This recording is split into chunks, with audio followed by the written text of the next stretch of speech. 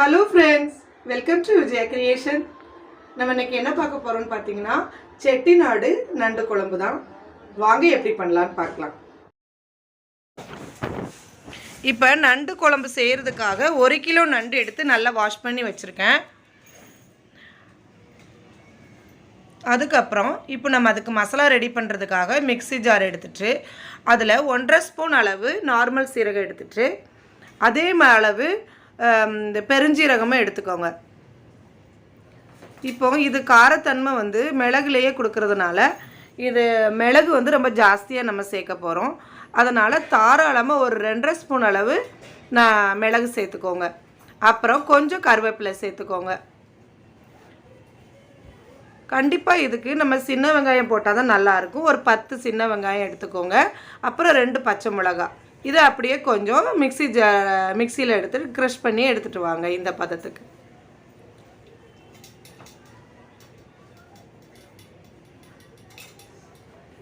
பாருங்கள், இந்த மாதிரி எடுத்துக்கோங்க. இது வந்து செட்டிநாடு நண்டு குழம்பு தான் வச்சுருக்கு. இது வந்துட்டு சளி இருமலுக்கு ரொம்ப பெஸ்ட்டு. அதுவும் குளிர் டைம் மழை டைமில் ரொம்ப நல்லது இது. இப்போ வந்து அதுக்கு பேஸ்ட்டு தேங்காய் எடுக்கிறதுக்காக ஒரு தேங்காய் துருவல் எடுத்துக்கோங்க தேவையான அளவு. அப்புறம் கொஞ்சம் கேஷ்யூ நட், ஒரு 1/2 ஸ்பூன் அளவு கசகசா.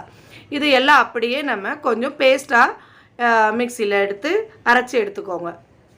இப்போ மசாலா ரெண்டுமே நம்மளுக்கு ரெடி ஆகிட்டு இப்போ ஸ்டவ் ஆன் பண்ணி கடாய் எடுத்து வச்சுட்டு அதுக்கு 2 ஸ்பூன் எண்ணெயை வந்து நல்லா தாராளமாக விட்டுட்டு எண்ணெய் சூடானதும்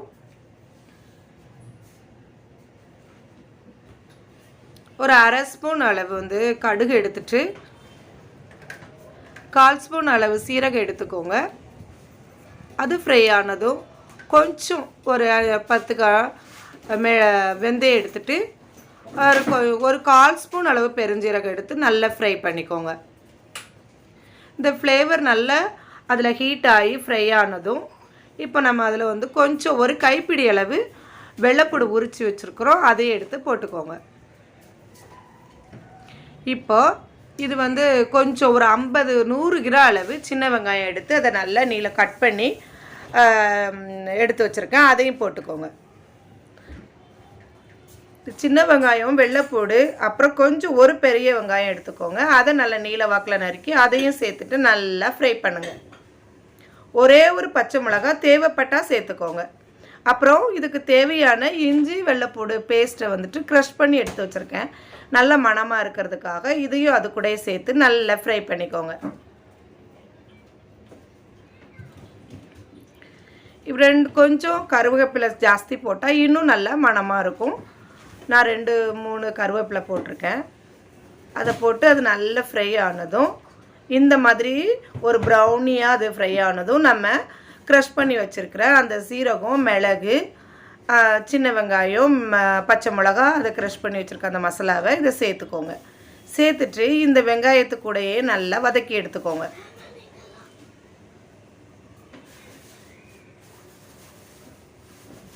நல்லா அடி பிடிக்காத அளவுக்கு சிம்லேயே வச்சு வதக்கி எடுத்துட்டு இதுக்கு தேவையான அளவு உப்பு போட்டுக்கோங்க. உப்பு போட்டுட்டு 1 ஸ்பூன் மஞ்சத்தூள் போட்டுக்கோங்க. போட்டுட்டு நல்லா வதக்கி விடுங்க.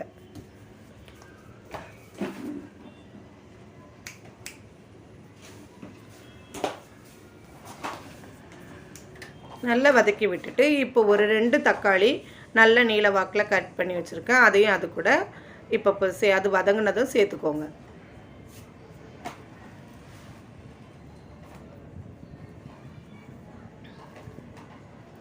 ரொம்ப ஃப்ரை ஆகணும் தக்காளின்னு அவசியம் இல்லை. ஏன்னா அதில் கொஞ்சம் ஃப்ரை ஆனதும் நம்ம லைட்டாக தண்ணி ஊற்றி அதை நல்லா கொதிக்க விடும்போது அது நல்லா மசிஞ்சே வெந்துடும். இப்போ 1 ஸ்பூன் மட்டும் சில்லி பவுடர் போட்டு ஒரு 2 ஸ்பூன் அளவு நான் வந்து கொத்தமல்லி பவுடர் போட்டிருக்கேன். அப்புறம் ஒரு 1/2 ஸ்பூன் அளவு வந்து கரம் மசாலா போட்டுக்கோங்க. இந்த 3 பவுடரை போட்டுட்டு அது கூடயே நல்லா வதக்கி எடுத்துக்கோங்க. இந்த மாதிரி ஒரு ப்ரௌனான ஒரு மிளகு, சீரகம், பெருஞ்சீரகம் எல்லாம் சேர்ந்து அதோட மறுமணம் வந்ததும் நம்ம இப்போது அதை லைட்டாக கொஞ்சம் தண்ணி விட்டுக்கோங்க.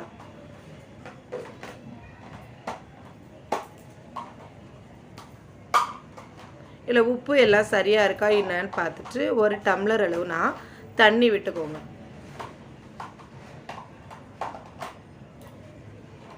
தண்ணி விட்டு நம்ம திறந்து வச்சு அதை நல்லா கிண்டி விட்டு அதை நல்லா கொதிக்க விடணும். ஏற்கனவே அது ஃப்ரை ஆகி கொஞ்சம் மறுமணம் வந்து அது தக்காளியோட மசியெல்லாம் அதில் சேர்கிற மாதிரி நல்லா கொதிக்க விடுங்க மூடி வச்சு. இந்த பதத்துக்கு வந்ததும் நம்ம அரைச்சி வச்சுருக்கிற தேங்காய், கேஷ்யூநட், கசகசா இந்த 3ஐயும் அதில் சேர்த்துக்கோங்க. சேர்த்துட்டு அது கூட நல்லா கிண்டி விடுங்க. கிண்டி விட்டுட்டு இப்போ இந்த மிக்ஸி ஜாரை கழுவி அதில் தேவையான அளவு கொஞ்சம் தண்ணியாக வேணும்னா தண்ணியாக சேர்த்துக்கோங்க. இதையே நம்ம ஒரு குழம்பாவே யூஸ் பண்ணணும் அப்படின்னா நம்ம ஜாஸ்தியாக நம்ம தண்ணி எடுத்துக்கலாம். இப்போ நண்டு போட்டதுமே நம்மளுக்கு அது நண்டில் இருந்து கொஞ்சம் தண்ணி வந்து ஊறும். அதனால் அதை பேஸ் பண்ணி நீங்கள் தண்ணி ஊற்றிக்கோங்க. இப்போ இந்த குழம்புக்கு கிரேவிக்கு தேவையான உப்பு பார்த்து அந்த லாஸ்ட் எண்டில் உப்பு போட்டுக்கோங்க. உப்பு போட்டு நல்லா க்ளோஸ் பண்ணி அது நல்லா 2 கொதி வந்ததும் இதோட ஃப்ளேவர் நல்ல அழகான ஒரு மனம் வரும். அந்த டைமில் நம்ம கழுவி வச்சுருக்கிற நண்டு பீஸ் எல்லாம் எடுத்து 1 by 1 போட்டுக்கோங்க.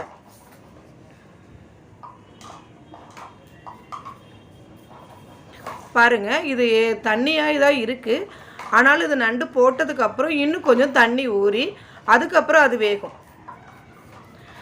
நண்டு போட்டதுக்கப்புறம் கரெக்டாக சிம்மில் வச்சு 15 மினிட்ஸு அதுக்கப்புறம் வேக விட வேண்டாம்.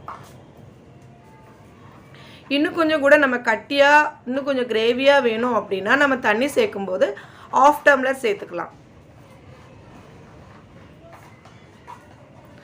பாருங்கள், இந்த மாதிரி கிண்டி விட்டுட்டு இப்போ நம்ம டக்குன்னு க்ளோஸ் பண்ணி நம்ம வேக விடலாம்.